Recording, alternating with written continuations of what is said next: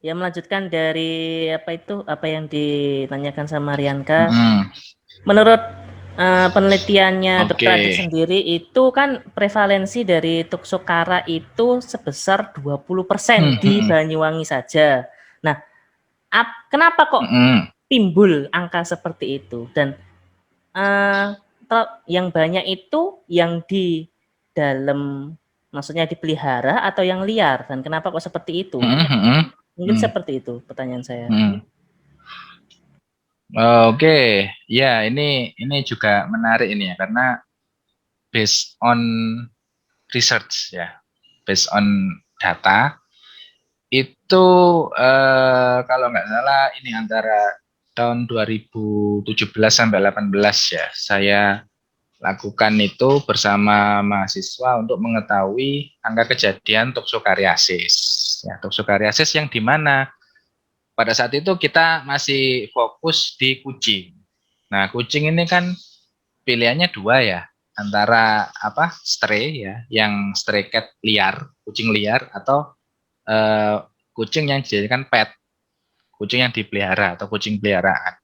Nah, pada saat itu kalau kita berasumsi mengambil ke semuanya gitu ya, semua jenis baik yang liar maupun yang dipelihara, itu nanti terlalu banyak ya sampelnya. Ya meskipun enggak ada masalah sih, cuman pada saat itu ada keterbatasan tenaga dan waktu juga sehingga tidak memungkinkan. Lah sehingga kita fokuskan ke yang pet cat ya, yang kucing-kucing peliharaan. Nah, makanya kalau Daven tadi baca jurnal saya itu kan yang kucing peliharaan ya. Di kucing peliharaan yang ya kebetulan karena dekat dengan lokasi kampus utama kita, sehingga kita lakukan pemeriksaan itu di seputaran Banyuwangi ya. Jadi kucing-kucing yang dipelihara di wilayah ujung timur Pulau Jawa ini ya. Jadi ternyata ini juga sampelnya juga lumayan ya, 100 lebih, 138 kalau nggak salah. Itu ternyata dari 138 itu kalau nggak salah positifnya sekitar 33. Ya, 33. Ini kalau kita tinjau dari angka prevalensi itu sebenarnya cukup bukan masuk yang ringan gitu ya kategorinya. Sudah moderate menuju high, menuju tinggi. Ya, kalau 50% up sudah tinggi, artinya penyakit tersebut sudah harus dikendalikan gitu loh. Apalagi zoonosis ya. Nah, kalau kita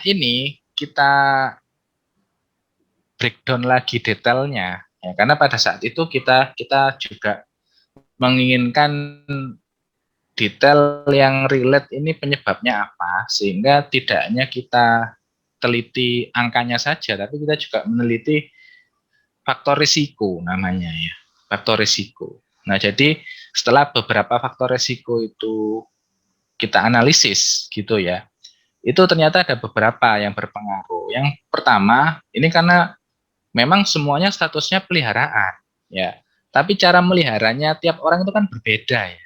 Jadi ada yang full ditaruh indoor, artinya ya sudah dirawat di dalam rumah, kucing ini keluar. Ada yang semi ternyata, jadi ada yang saatnya di dalam rumah, tapi begitu di jam-jam tertentu dia di free range, ya udah dilepas gitu aja. Dia mau main ke taman depan atau sampai ke gang sebelah, kita kan juga nggak pernah tahu ya. Pokoknya pas jam makan kucingnya sudah tahu kembali lagi.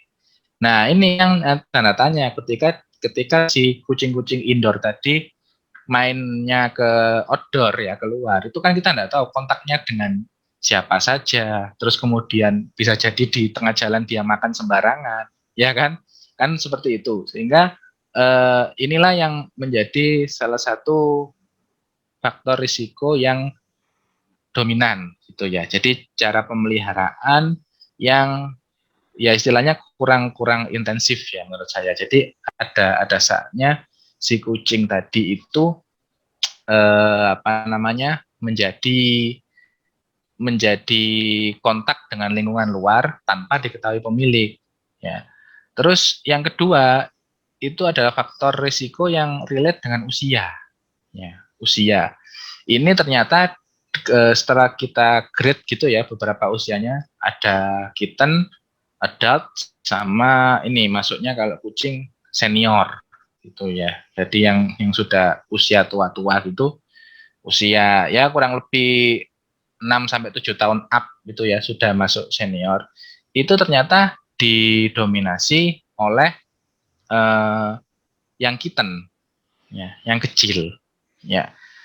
Ternyata ini juga sejalan dengan teori penelitian sebelumnya ya yang terkait di bidang imunologi, bahwasanya imunitas si kitten ini terhadap paparan infeksi itu kan masih labil ya. Kalau yang dewasa kan sudah stabil.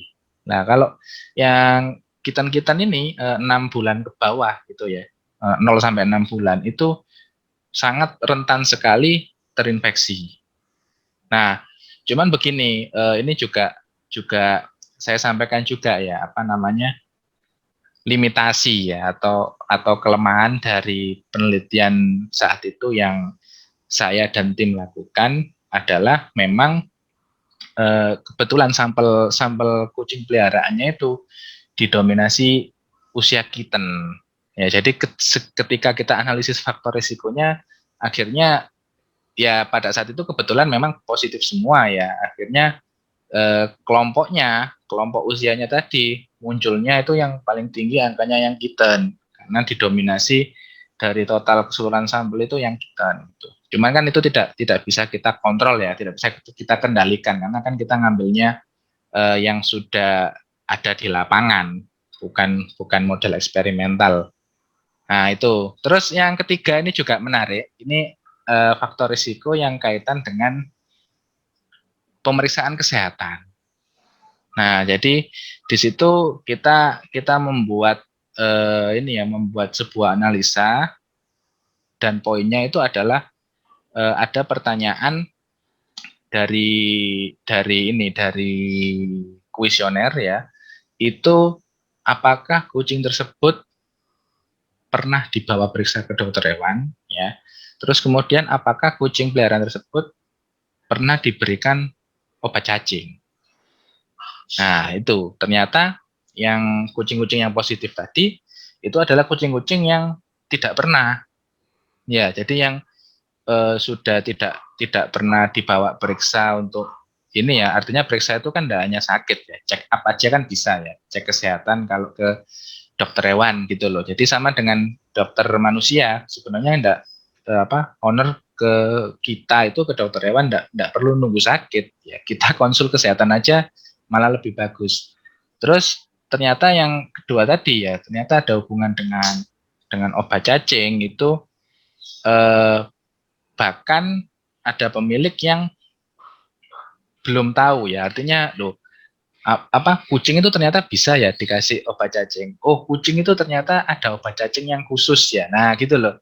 Ya, akhirnya enggak pernah dikontrol sama sekali, enggak pernah dapat treatment, ya sudah kita deteksi, kita ambil sampel fesesnya itu ternyata telur cacingnya juga banyak gitu ya. Bisa mungkin kalau kita screening pakai perhitungan kuantitatif itu ya, dengan metode perhitungan telur cacing, jumlahnya bisa ratusan bahkan ada yang ribuan dari satu individu itu tadi, saking banyaknya.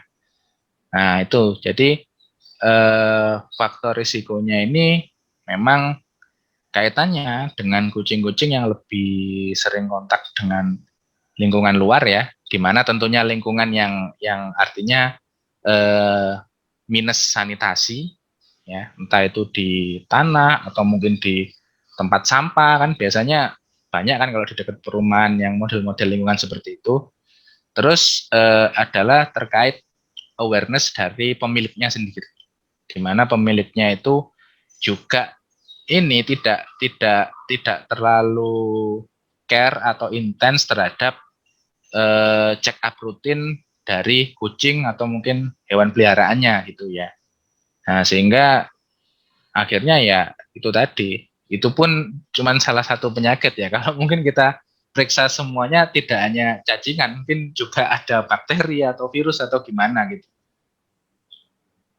Nah itu jadi apa namanya ada kaitan ternyata.